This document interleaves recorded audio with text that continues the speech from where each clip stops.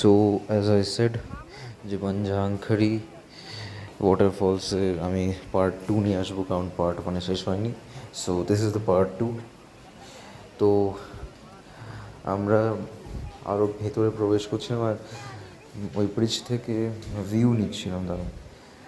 আর মানে ভয়ঙ্কর ভিউ, দারুণ ভিউ ছিল, জাস্ট অসাধারণ। তো এটা প্রথমবার আমি সিকিম এসেছি, আর এইটা মানে ফার্স্ট টাইম আমি ভালো এক্সপিরিয়েন্সই পেয়েছি।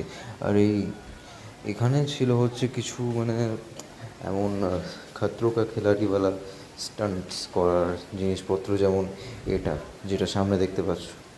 এখানে কিছু টায়ার্সের ব্রিজ বানিয়ে উপরে দড়ি দিয়ে, আর দড়ির সাথে নিজেকে বেল্ট দিয়ে বেঁধে এমনভাবে মানে চলার একটা স্টান্ট, এটা মানে আলাদা এন্টারটেনমেন্ট। সো এরকম আরও স্টান্টস ছিল করার জন্যে। তো এই যে ওয়াটারফলটা দারুণ লাগছিল যখন মানে যেমনভাবে ফ্লো করছিল ওয়াটারফলটা। আর ওইখানে অনেক লোকজন নিজের স্নান করছিল, পা ডোবাচ্ছিল, আবার কিছু লোকজন পাহাড়ও চড়ছিল। পাহাড় চড়ার জন্য অনেক মানে ছিল, মানে ওইখানে দড়ি ছিল যেটা দিয়ে ওরা পাহাড় চড়তে মানে ওরা মানে পাহাড় চড়তে পারছিল। মানে আনফর্চুনেটলি আমরা পাহাড় চড়তে পারিনি, বাট স্টান্টস অবশ্যই করেছি, যেটা ভিডিও পরে দেখতে পাবে আমার চ্যানেলে। বাট তার আগে এটা দেখো, হোয়াট আ ভিউ!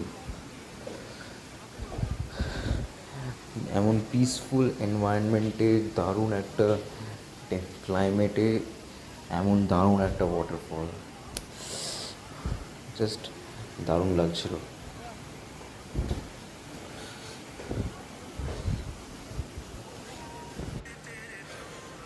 এখানে অনেক জঙ্গল টাইপের এরিয়া ছিল, আর করাই উচিত। মানে এমন একটা এরিয়াতে যদি জঙ্গল না হয় তাহলে মানে কেমন হবে?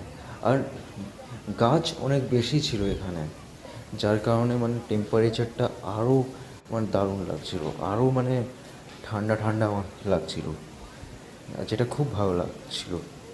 আর এই যে আরেকটা স্টান্ট,